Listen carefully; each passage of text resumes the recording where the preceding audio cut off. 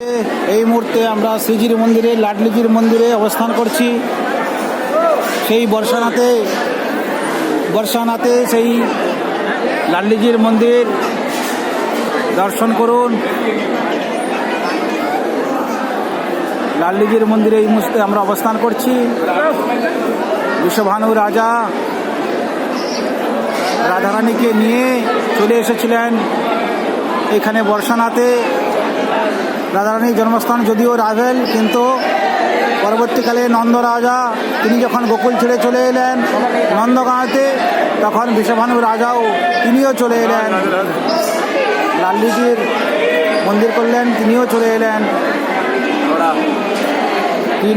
এলেন এই বর্ষানাতে। এই লাডলিজির মন্দির মূর্তি দর্শন করুন।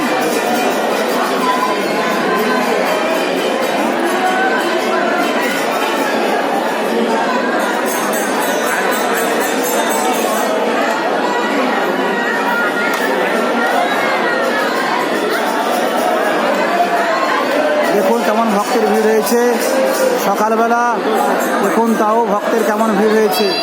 সত্যিই ভগবানের ধাম।